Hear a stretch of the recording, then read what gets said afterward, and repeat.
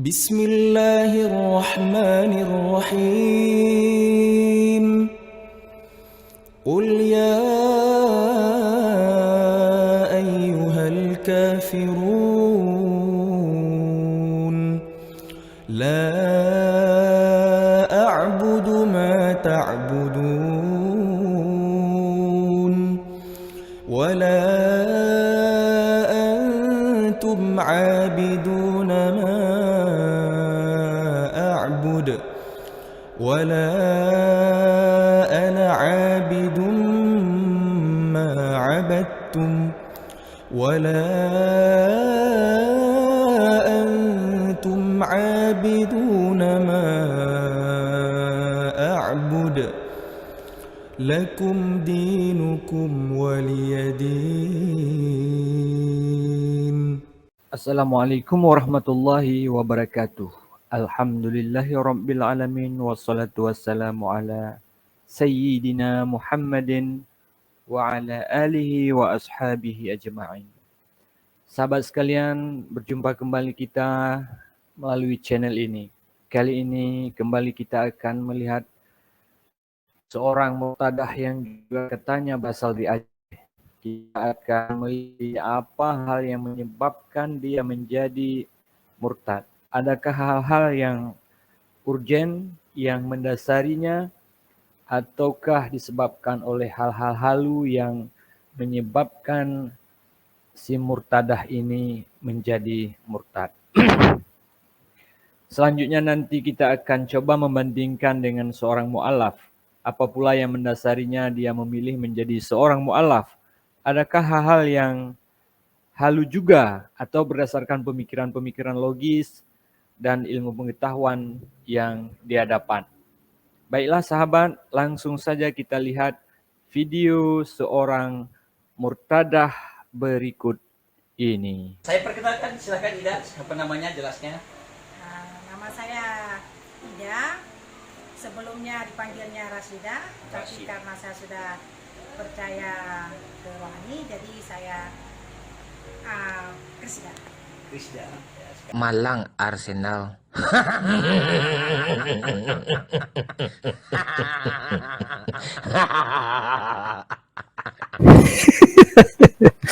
Aduh, di awal saja ini sudah Malang Arsenal nih. Dulu namanya bagus-bagus, Rashida, penuhna tubal dari bahasa Arab, yang artinya itu adalah perempuan yang cerdas. Sekarang ketika dia sudah menjadi murtadah, namanya menjadi Krisda. Entah dari bahasa apa itu Krisda. Entah apa pula artinya. Wallahu alam. Masya Allah. Masya Allah.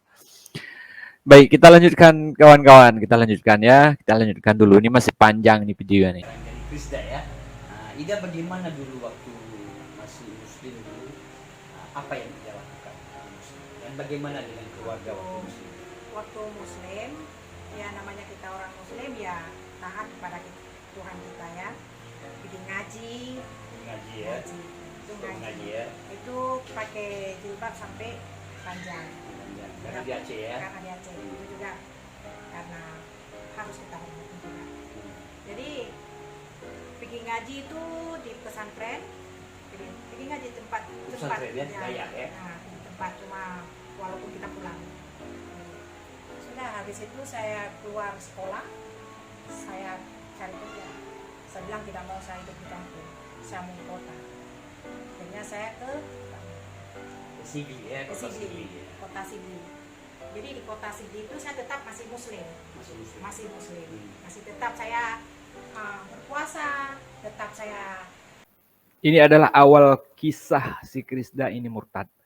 Setelah selesai dari sekolah, dia merantau ke kota, jauh dari keluarga, tentu juga dengan bekal ilmu agama yang masih kurang.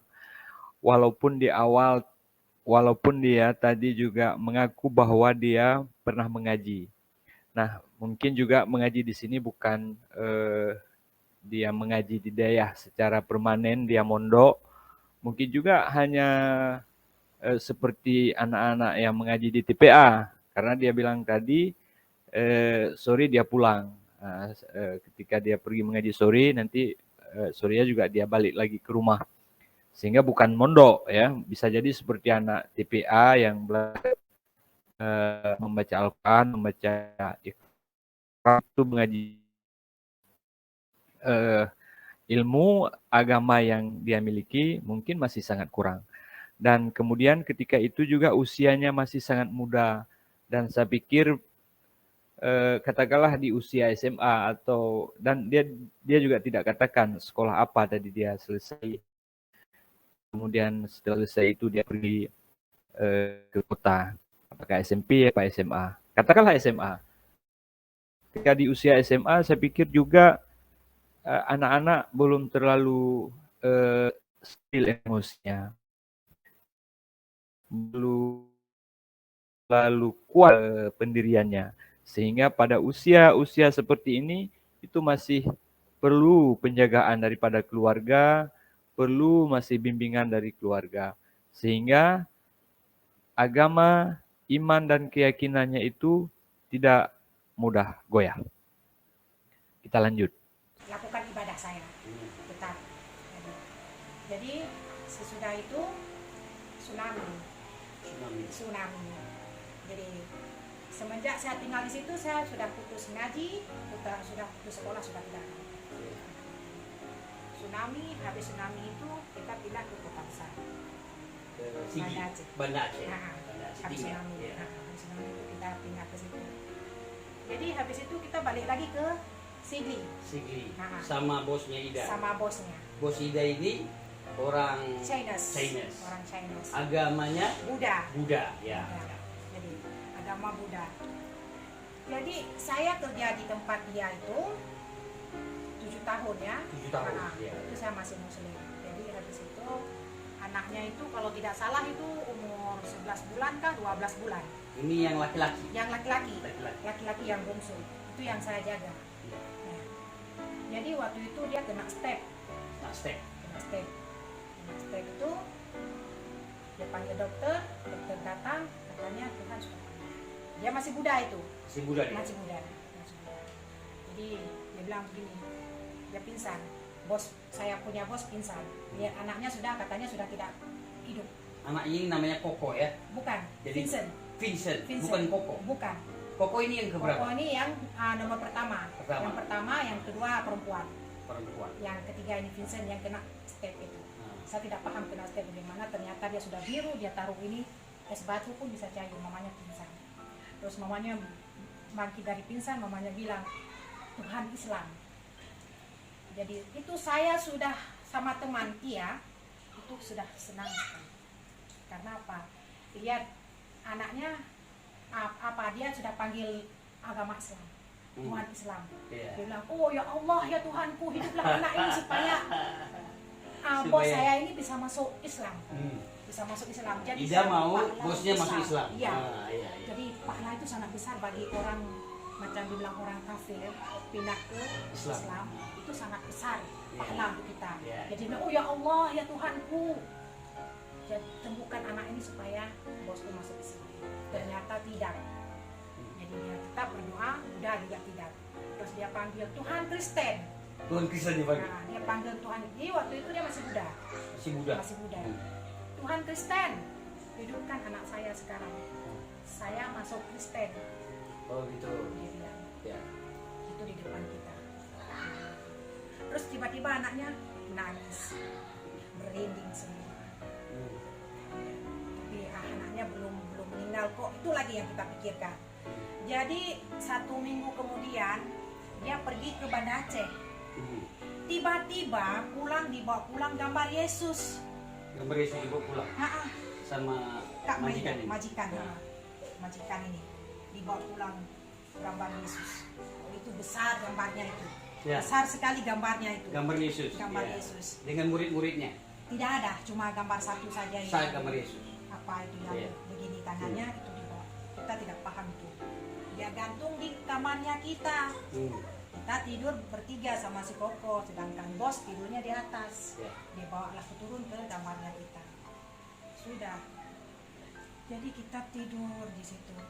sembahyang. Pertama kita memang sembahyang, walaupun ada gambar itu kita tidak memikir tempat lain. Tetap kita sembahyang di situ, di kamar itu. Jadi waktu kita sujud begini, gambarnya ada di belakang kita. Terus ada pemuda lewat ke kamar. Kalian bikin apa? Dia bilang gitu. Sembahyang. Kalian sembahyang atau sembah itu Tuhan kakak? Kata siapa itu? Kata pemuda yang masuk ke bengkel. Ya. Ya, dulu kan bengkel Ya. di situ. Ya, Dia kan. bilang, mana mungkin kita sembah itu kan belakang. Bengkel sepeda motor ya. Iya. Ya, ya. Jadi itu kan di belakang, maksudnya kita kasih, bukan kasih muka ke belakang. Gitu. Jadi sama saja toh, itunya gambar lihat kalian sembahyang. Di situ mulai benci Siapa benci? kita. Ida benci Saya sama teman sudah mulai benci sama Kak Maida. karena dia bawa Bawa gambar gambar Yesus. Yesus. Kita paling benci kalau disebut nama Yesus. Ya. Paling benci itu. Yang nama agama Kristen itu, ya namanya kita bertahankan agama kita sendiri. Ya. Jadi belum. Sesudah itu sudah bawa itu kita sampai saya ini jengkel dengan gambar ini, saya semprot baygon itu sampai basah-basah. Support baygon gambar Sa- Yesus. Saya Ya. sampai basah-basah itu. Dia bilang, oh saya tidak punya otak. Saya bilang, otak ini tidak ada. Sudah tahu kita pergi sembahyang di dalam kamar ini, apa yang dia gantung di kamar kita ini. Sudah, mulai begitu saya memikir sambil saya tidur. Kok saya dipandang terus sama gambar Yesus ini? Saya tidak habis pikir ini. Saya ambil selimut, saya tutup muka. Seolah-olah tumbuh dari selimut. Lihat dia gambar itu, tersenyum. Baru saya mau mikir sendiri. Gambar itu tersenyum. Tersenyum. Ya, ya. Entah normal, entah enggak, itu kan perlu dipertanyakan itu. Mulai dari sini cerita sudah mulai halu. Pertama, tentang cerita anak majikannya tadi yang sakit. Terus selanjutnya mengenai gambar Yesus yang tersenyum kepadanya. Apakah mungkin sebuah gambar bisa tersenyum? Gambar itu kan benda mati. Mana mungkin bisa tersenyum? Pastilah di sini dia sedang cerita atau sedang berhalusinasi. Mustahil sahabat, sebuah gambar itu bisa tersenyum. Aneh ya? Nah, ini macam halusinasi. Ya, kita lanjut dulu. Kita lanjut terus. Tapi ini memang betul-betul sudah mulai aneh. Ini kalau kita terus lanjut menonton alasan si murtadah ini, kenapa dia murtad, itu semua cerita yang dia coba ceritakan di karang-karang sama dia itu halu semua. Bukan cerita-cerita yang logis atau cerita-cerita yang masuk akal. Jadi tidak ada gunanya kita nonton sampai betul-betul habis video ini. Kita persingkat. Setelah dia masuk ke Kristen dan dibaptis katanya, dia itu kemudian menuju ke Medan. Nah, di sana dia bekerja juga pada majikannya di Medan, Sumatera Utara. Ayo kita simak apa yang kemudian dia alami secara singkat saja ketika dia berada di Medan, Sumatera Utara. Jadi habis itu saya disuruh bikin kue karena saya dicaci maki di situ.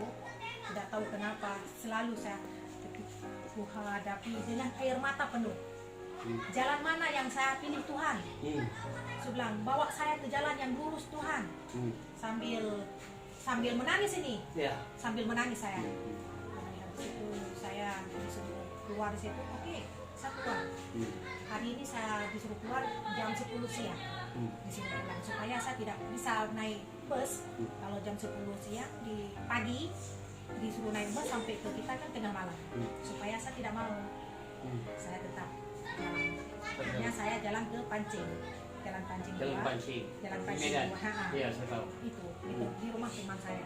1 minggu saya di situ. Akhirnya saya benar-benar saya percaya sampai saya ke Jakarta. Nah, itu tiga hari 3 malam. Iya. Ini Saya yang suruh. Om Mali Saya sendiri suruh. ini. Ya, saudara kekasih, inilah perbincangan saya dengan Ida. Ida sebelumnya percaya dengan Tuhan karena melihat juga karakter bosnya Maida Sari. Bosnya ini sangat saya kenal, suaminya juga saya sangat kenal. Jadi saya sangat tahu Ida ini ya. Jadi saya sangat tahu dia dari baru-baru dia percaya dengan Tuhan sampai saya kirim ke satu tempat dan dia tidak kuat terus bersama-sama dengan Tuhan. Ternyata ketika di Medan, di Sumatera Utara, dia malah mengalami nasib buruk. Dia diperlakukan tidak menyenangkan oleh majikannya. Sehingga dengan keadaan yang begitu dia merasa tidak tahan lagi dan dia minta pulang. Tapi sebelumnya dia pindah ke rumah kawannya di kawasan Pancing katanya. Nah, sampai di sini dia sepertinya benar-benar linglung dan seperti orang yang sangat berputus asa sekali.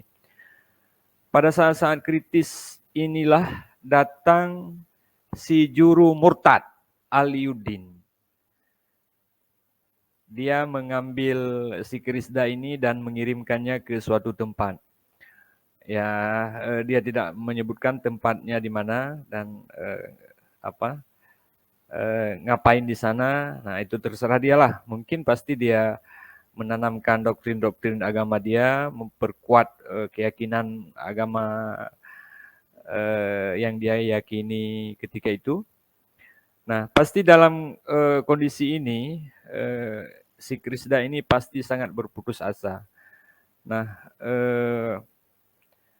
dengan kondisi yang seperti ini, segala ajakan akan sangat mudah diterima oleh seseorang yang mengalami kondisi seperti ini, karena dia berputus asa, tidak ada lagi tempat dia berharap, dan tidak ada lagi tempat dia mengadu. Mungkin dia pulang ke rumahnya juga sudah dia merasa tidak mungkin lagi karena dia sudah berbeda keyakinan dengan keluarganya. Kemudian ditambah lagi dengan memang iman dia itu dari awal memang sudah mulai goyah. Jadi Anda mungkin masih ingat siapa si Aliuddin ini. Di video saya sebelumnya saya sudah pernah membahas tentang Aliuddin ini. Dia adalah seorang murtad. Seperti di video saya sebelumnya terlihat bahwa dia punya visi dan misi untuk memurtadkan orang Aceh juga. Nah, jadi maka dari situ saya mengimbau kepada sahabat saya sekalian, kepada saudara-saudara saya sekalian orang Aceh maupun orang-orang yang bukan Aceh juga ya, yang beragama Islam, untuk berhati-hati dengan orang seperti ini. Nah, karena biasanya memang orang-orang seperti ini menarik dan kaum muslimat untuk murtad, ya, untuk murtad. Nah, jadi saya pikir sangat perlu kita berhati-hati dengan orang seperti ini. Jaga saudara kita dari pemurtadan orang-orang yang seperti Aliuddin ini. Nah, demikian video murtadah kita kali ini. Sekarang mari sama-sama kita saksikan video seorang mu'alaf dan coba nanti kita bandingkan. Ya, kita bandingkan alasan mu'alaf ini memilih agama Islam. Apakah alasan-alasan yang diutarakan dia nanti logis dan akademis bisa diterima oleh akal, ataukah alasan-alasan dia halu seperti si murtadah tadi. Nah, kalau kita simak dari awal sampai akhir, alasan si Krisda ini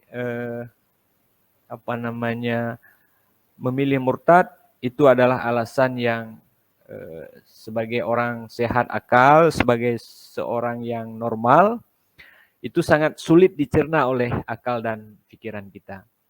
Kenapa dia sampai murtad hanya dengan alasan-alasan yang tidak masuk di akal itu. Baik, mari kita saksikan video mu'alaf kita yang berikut ini. Mas Aldi, Masya Allah. Mas Aldi ini umurnya berapa, Mas? Saya baru 26 mau 27. 26, 27 ya? Kalau Allah izinkan. Gitu. Masih muda ya, Masya Allah. Sangat masih Istri muda. berapa, Mas? Alhamdulillah 2. 2. Anaknya. Jangan buru-buru. Iya.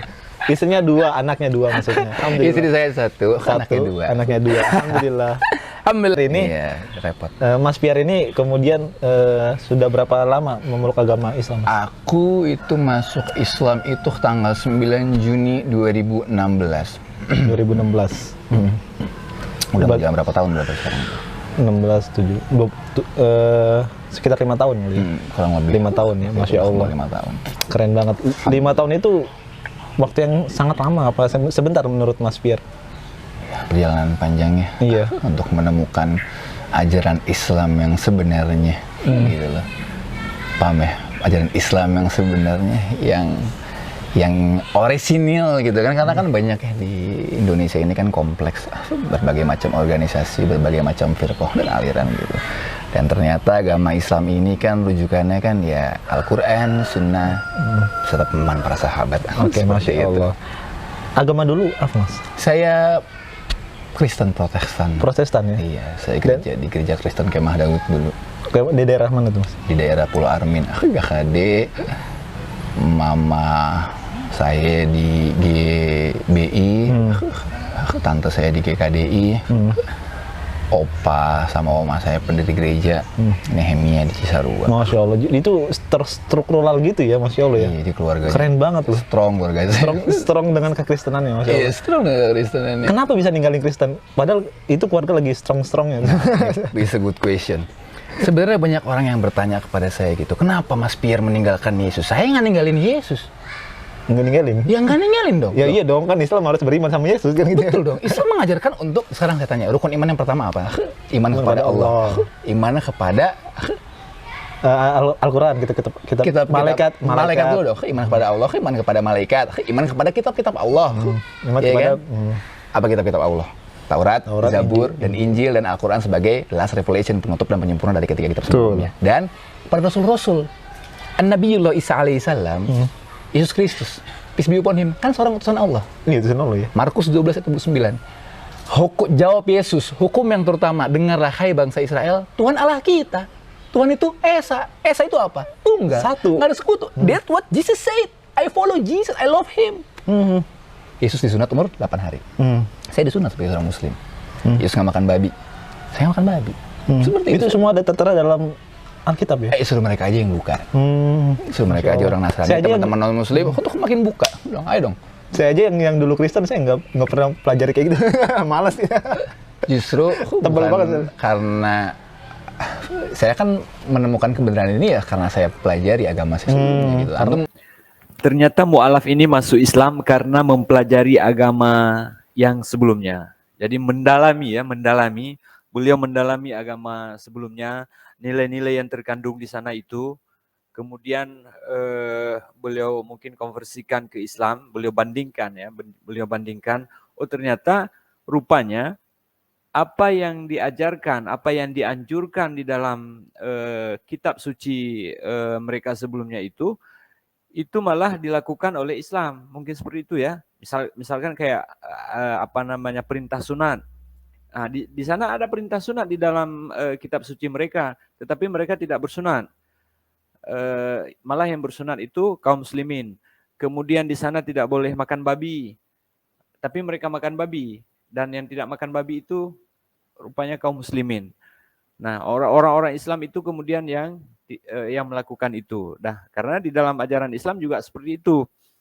Nah, jadi kemudian salah satunya lagi adalah tentang ketuhanan, ya, tentang ketuhanan, bahwa di dalam kitab suci mereka itu juga mengajarkan nilai-nilai ketauhidan. Nah, akan tetapi implementasi yang sebenarnya itu adalah beliau dapatkan mungkin di dalam Islam. Jadi ketika di ajaran Islam itu hanya mentauhidkan, hanya mengesahkan Allah satu-satunya Tuhan. Tidak ada embel-embel lain, tidak ada Tuhan anak, tidak ada Roh Kudus dan sebagainya. Hanya Allah satu-satunya Tuhan, seperti yang beliau paparkan tadi. Nah, ketika kita bandingkan dengan si murtadah kita yang pertama tadi, murtadah ini tidak memiliki pemahaman keilmuan apapun terhadap agama Kristen. Juga tidak memiliki keilmuan mendalam juga terhadap agama Islam. Nah, jadi mungkin beliau hanya belajar si murtadah tadi itu mungkin hanya belajar ngaji, membaca saja, tetapi tidak pada taraf pemahaman, memahami apa yang dibaca. Misalkan baca Al-Quran, dia tidak paham tentang apa yang dibaca. Dia tidak paham maknanya, apalagi nilai-nilai ajaran yang terkandung di dalam Al-Quran.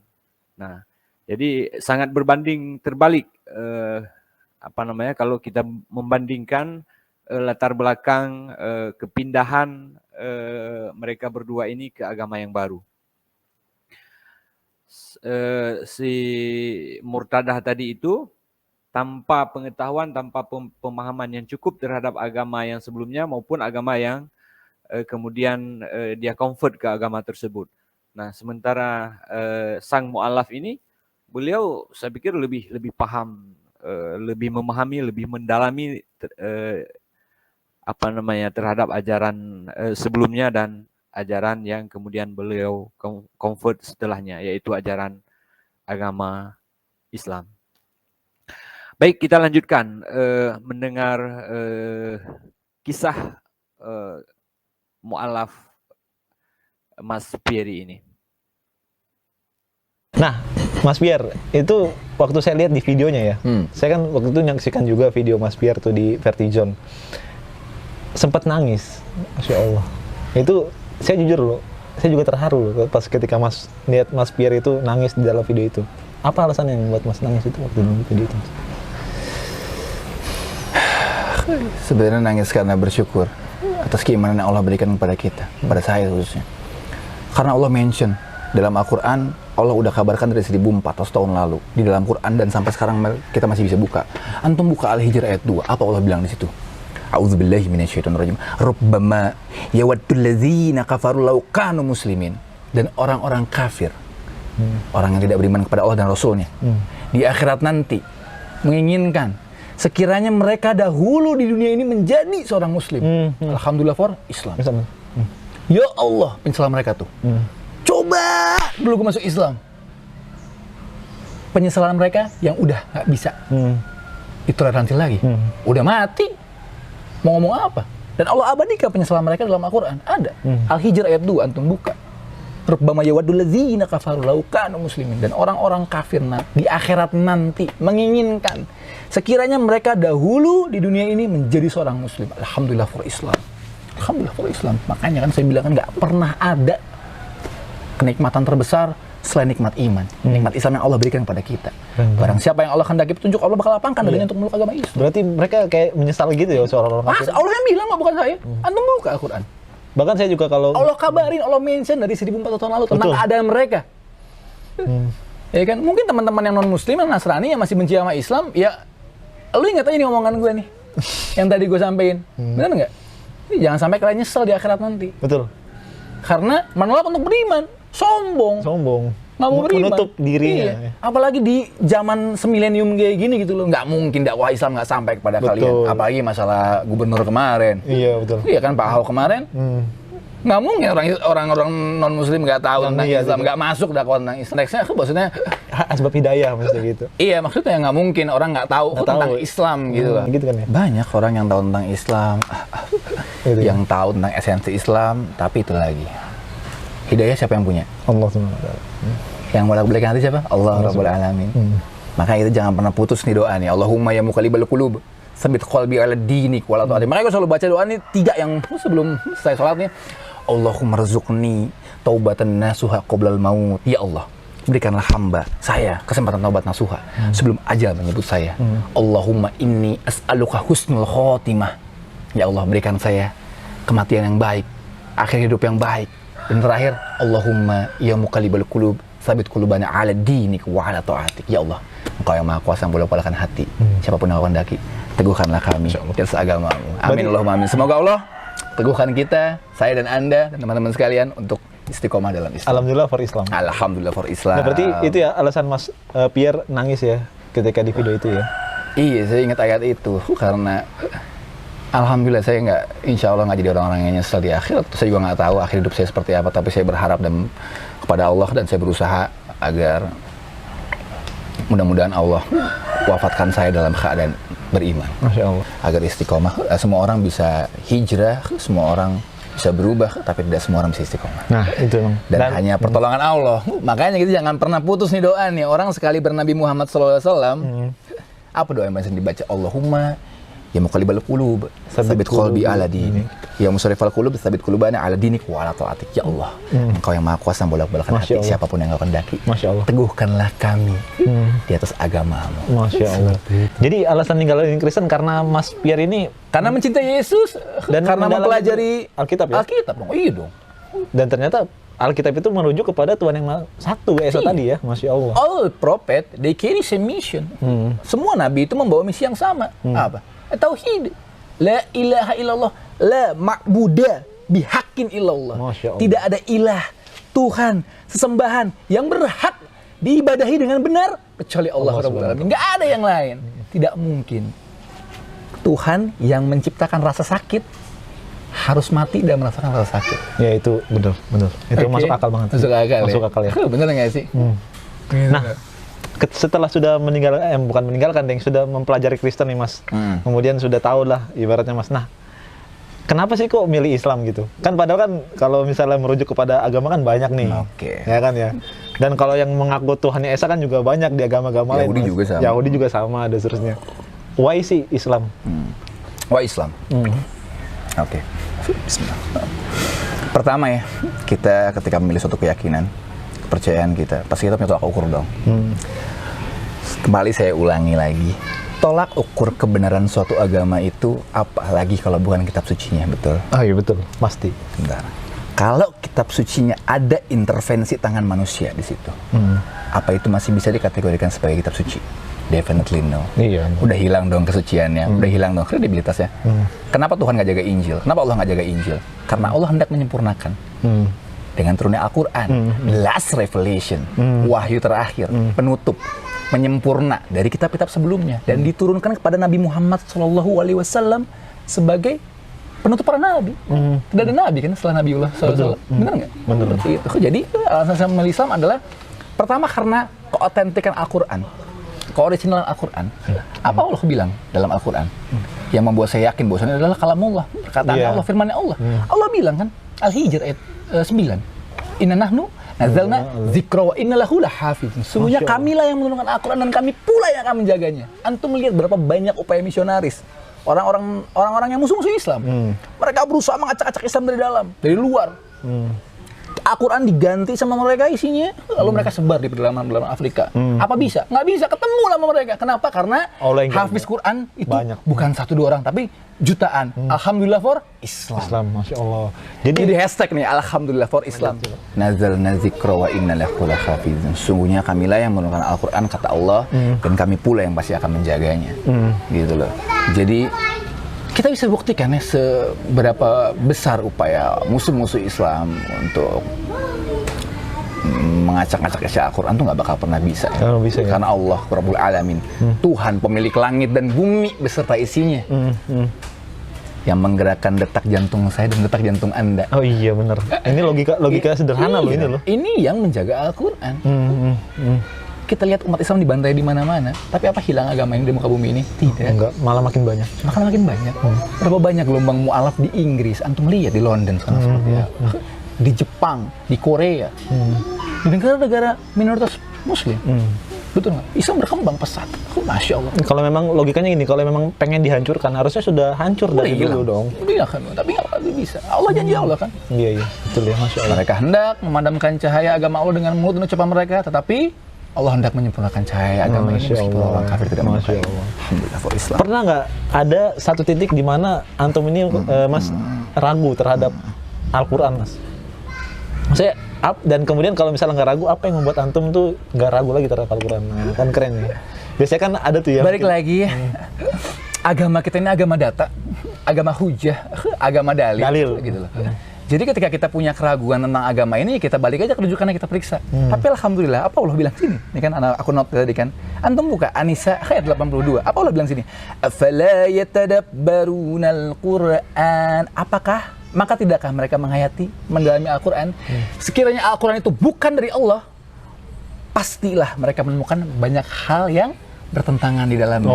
But Quran is zero contradiction, nol kontradiksi yang nggak ada. Alhamdulillah for Islam. Alhamdulillah for Islam. Alhamdulillah for Islam. Bahkan juga di ayat lain ya kalau kita nggak ada kontradiksi dalam Islam. Silakan Anda cari kesalahan Al-Quran. Sok mangga, Anda bongkar.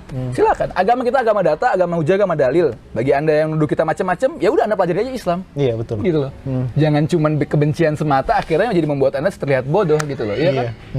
Dia ngejelekin Islam, ibu segala macam, tapi tentang Islam dia nggak ngerti. Ternyata dia belum paham tentang Islam. Dia nggak belajar tentang Islam. Cuma stigma dan framing buruk aja yang dia telan kan seperti itu. Nah, jadi dari pemaparan kedua orang ini saya pikir terlihat sangat jelas perbedaan kedua mereka. Yang satu punya ilmu, yang satu berilmu, yang satu halusinasi. Berdasarkan perasaan, berdasarkan hayalan, berdasarkan mungkin penerawangan ya. Tapi tidak berdasarkan ilmu pengetahuan yang logis. Jadi si murtadah kita ini tadi itu apa yang disampaikan, saya perhatikan itu seluruh videonya itu sampai habis. Itu semua hanya cerita-cerita saja, karangan-karangan yang kemudian kalau kita cerna, kalau kita cerna dengan pemikiran yang sehat, kita analogikan dengan logis, itu tidak akan logis. Bagaimana kita logiskan itu? Ada misalkan tadi dia katakan gambar tersenyum ke dia, kemudian majikannya itu ketika anaknya sakit tadi itu minta kepada Tuhan Islam, minta kepada Tuhan Kristen, minta kepada, itu kan sesuatu yang aneh bin ajaib begitu. Nah, kita juga tidak tahu kalau doa kita itu kita kita panjatkan kepada Allah, apakah doa kita terkabul atau tidak, itu kita juga tidak tahu. Nah, kenapa tadi mungkin tiba-tiba anak itu ketika dia minta kepada Tuhan Kristen, tiba-tiba anaknya sembuh? Mungkin memang tiba-tiba kebetulan seperti itu, atau mungkin juga intervensi dari setan. Nah, karena setan, iblis, itu memang tugasnya menyesatkan manusia. Nah, jadi saya pikir agak amburadul ya apa yang dipaparkan oleh si murtadah tadi itu. Tapi apapun itu kita doakan, kita tetap doakan seperti Mas Pir katakan tadi. Orang-orang yang berada di luar Islam, orang-orang yang sudah meninggalkan Islam, kita hanya berdoa supaya Allah kemudian memberikan hidayah kembali kepada mereka. Nah, karena yang berhak memberikan hidayah itu hanya Allah. Kita tidak berdaya apapun untuk kemudian menarik mereka kembali ke Islam, atau orang-orang yang di luar Islam kita tarik ke Islam. Itu tidak punya daya, kita tidak berdaya apapun untuk melakukan itu. Nah, baik sahabat sekalian, mungkin hanya ini dulu video reaksi kita kali ini. Mudah-mudahan video ada nilai-nilai yang bisa dipetik di dalamnya, dan saya berharap kita terus membentengi akidah kita, membentengi keluarga kita, membentengi akidah kaum muslimin dengan apapun yang bisa kita lakukan. Lakukanlah sekecil apapun usaha kita untuk membentengi itu, karena sekecil apapun usaha kita itu akan tercatat, akan dicatat, dan akan diberi imbalan dan jalan yang setara oleh Allah Subhanahu wa taala. Barakallah Sampai ketemu di lain kesempatan. Wassalamualaikum warahmatullahi wabarakatuh. Muslim, Alhamdulillah, you are Muslim, that Allah bless you, Brother Bob, and keep you on the right path. You are Muslim. Alhamdulillah. I wish you the best. I wish you the best. Thank you, my brother. Thank you for the coffee. You're welcome, my dear.